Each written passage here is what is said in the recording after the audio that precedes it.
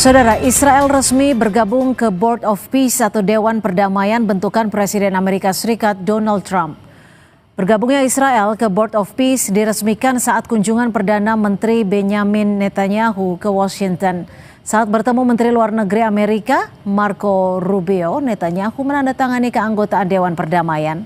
Masuknya Israel ke Board of Peace dilakukan hanya sepekan jelang pertemuan perdana anggota Board of Peace.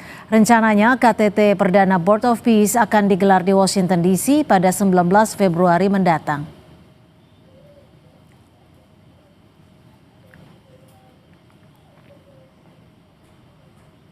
Pemerintah Indonesia kembali menegaskan komitmennya dalam mendukung kemerdekaan Palestina dan membantu masyarakat di Gaza. Menteri Sekretaris Negara Prasetyo Hadi menyatakan Indonesia sedang mempersiapkan diri untuk mengirimkan kurang lebih 8.000 pasukan perdamaian. Rencana pengiriman pasukan ini merupakan bagian dari tanggung jawab Indonesia untuk meringankan penderitaan warga di Gaza. Meski estimasi jumlah pasukan telah mencapai 8.000 personel, Mensesnek menyebut detail teknis penempatan dan prosedur anggaran masih dalam tahap pembicaraan negara anggota BOP. Seluruh tahapan pengiriman akan mengikuti kesepakatan negara-negara anggota Board of Peace. Keikutsertaan Indonesia dalam BOP diharapkan dapat membuka jalur logistik bantuan makanan secara lebih luas, sekaligus menjadi bentuk nyata dukungan terhadap kemerdekaan Palestina.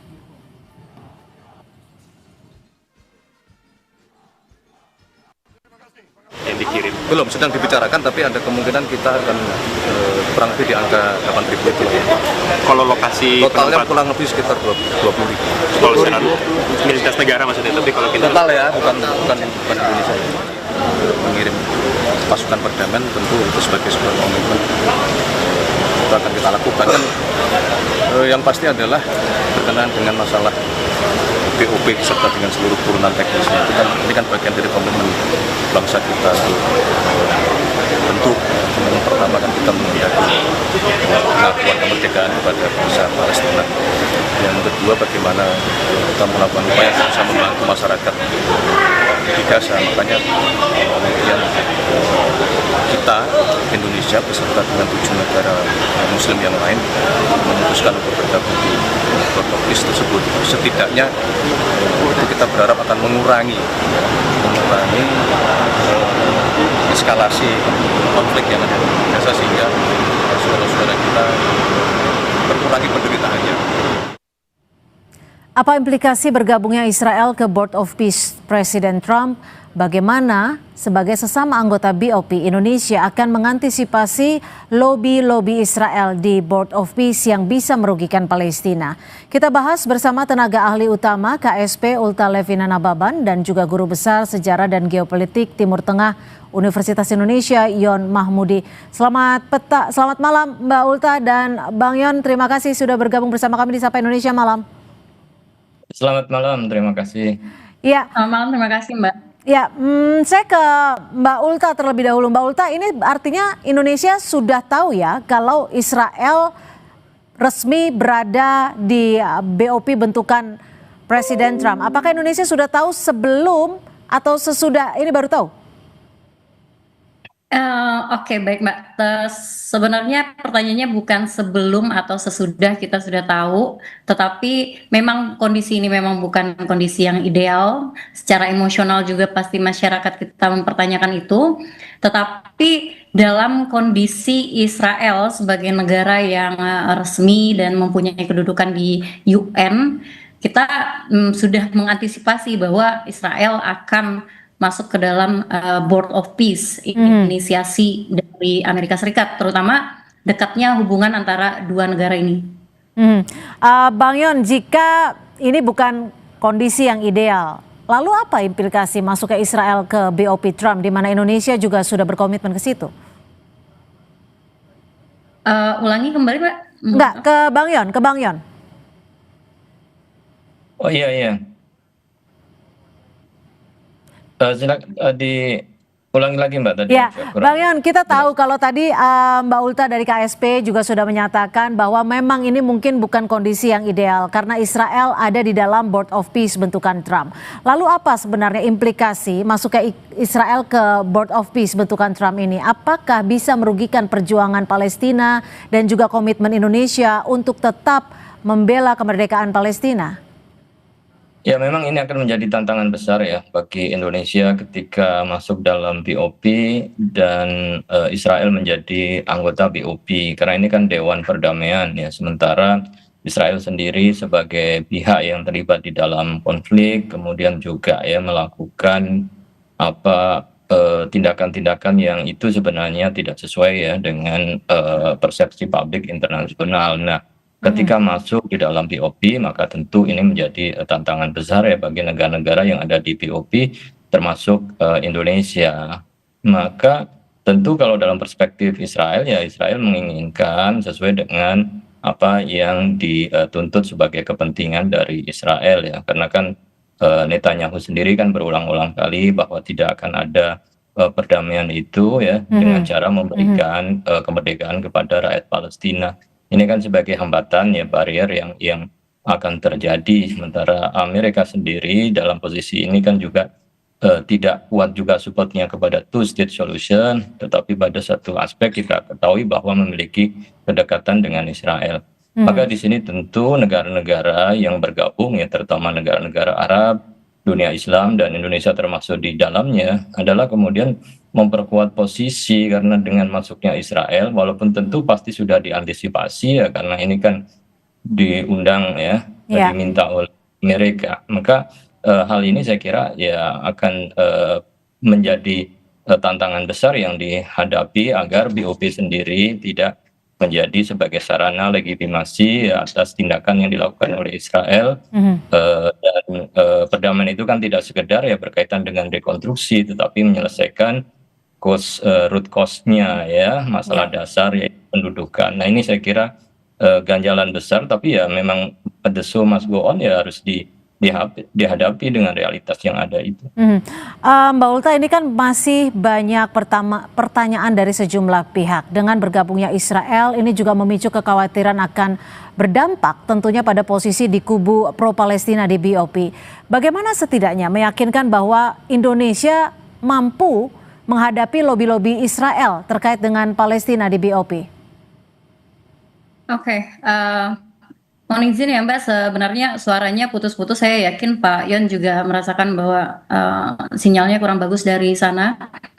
Tapi yang saya tangkap adalah bagaimana cara kita agar meyakinkan bahwa kita tidak terbawa ke lobi Israel, terutama dukungan kepada Israel dari Amerika itu sangat besar. Saya rasa kita Indonesia itu bukan hanya memiliki catatan historis dan tidak akan mengubah prinsip kita untuk memperjuangkan kemerdekaan Indonesia, kemerdekaan Palestina, mohon maaf. Terutama ini juga dicantumkan di dalam Akta Cita Presiden nomor 2, dalam beberapa poin setelahnya di bawah tersebut, ada menyatakan bahwa mendukung kemerdekaan Palestina. Dan satu-satunya calon presiden pada saat itu yang menyatakan dengan tegas untuk mendukung kemerdekaan Palestina. Artinya ini adalah salah satu wujud yang dilakukan oleh Pak Presiden untuk melakukan apa yang sudah dijanjikan oleh beliau gitu. Dan Indonesia masuk ke forum ini bukan sebagai penonton, ini harus ditekankan, bukan sebagai penonton. Justru kita memiliki posisi moral yang kuat, posisi historis, dan kita mewakili kepentingan Palestina agar semua yang didiskusikan di BOP itu bukan tentang Israel. Semua yang didiskusikan bukan hanya tentang keamanan Israel sendiri, tapi kita menginginkan Palestina merdeka dan ada mekanisme two-state solution yang selalu kita Tapi gini Mbak Ulta, bagaimana menjaga komitmen ketika kita tahu bahwa kemarin saja ketika sudah dijanjikan gencatan senjata, namun serangan Israel ke Gaza masih terus terjadi? Nah itulah yang nanti pada 19 Februari ini Presiden kita akan langsung ke sana bersama pihak-pihak yang mendukung beliau untuk menegosiasikan dan segera untuk mengimplementasikan apa yang bisa dilakukan Indonesia secara konkret, termasuk tadi ada narasi yang menyatakan bahwa kita siap, kata Mensesnek, untuk mengirimkan pasukan kita ke sana. Dan itu adalah bagian dari strategi kita agar tidak lagi terjadi serangan di sana. Jika sudah ada pasukan perdamaian di bawah mekanisme BOP atau di bawah mekanisme UN, artinya ada pihak lain yang berada di Gaza tersebut, sehingga Israel tidak bisa melakukan serangan membabi buta sebagaimana yang mereka lakukan membantai Palestina sekarang ini. Nah, Presiden Prabowo sejak awal sudah menegaskan bahwa Indonesia itu berpihak kepada kemanusiaan dan prinsip kita tidak akan berubah. Ini bukan pengkhianatan terhadap Palestina. Ini justru memanfaatkan ruang sempit yang ada dan realistis dengan BOP ini. Oke, Bang Yon, Anda cukup realistis ketika Indonesia ada di BOP, Amerika ada di BOP, Israel juga ada di Board of Peace ini, dan kita tahu sejarahnya bahwa Presiden Trump dan juga Perdana Menteri Netanyahu ini memiliki hubungan yang bisa dikatakan cukup dekat.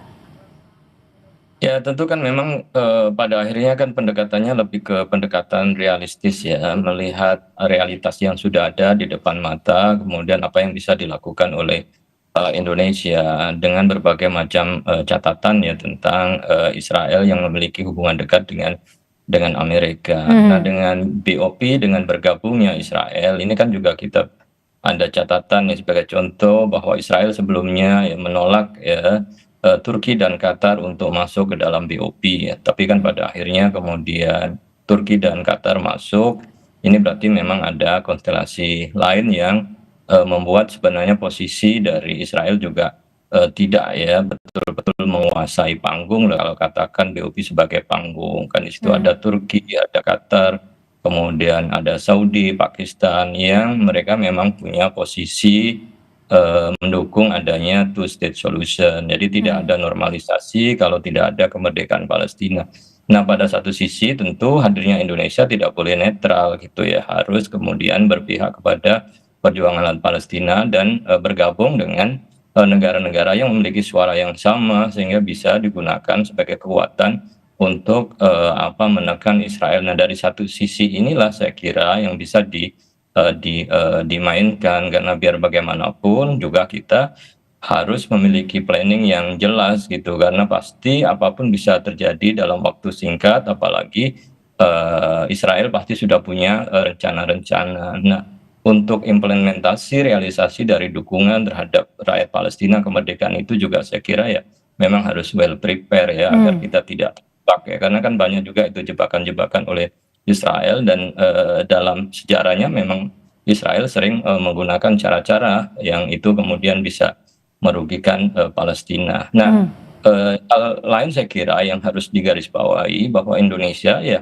dalam kondisi seperti itu satu menjadi kekuatan penyeimbang agar tidak condong kepada Israel. Kemudian yang kedua, Indonesia harus menjadi telinga dan juga mata bagi rakyat Palestina, karena biar bagaimanapun rakyat Palestina tidak hadir dan harus ada yang mewakili untuk dapat bisa menyuarakan paling tidak suara mereka didengar di dalam itu gitu. Lalu yang menjadi pertanyaannya adalah seberapa besar kekuatan Indonesia di Board of Peace, seberapa besar pengaruh Presiden Prabowo ketika nantinya akan bertemu di Board of Peace yang pertama kali di 19 Februari. Kita masih akan membahasnya usai jeda, tetap di Sapa Indonesia Malam.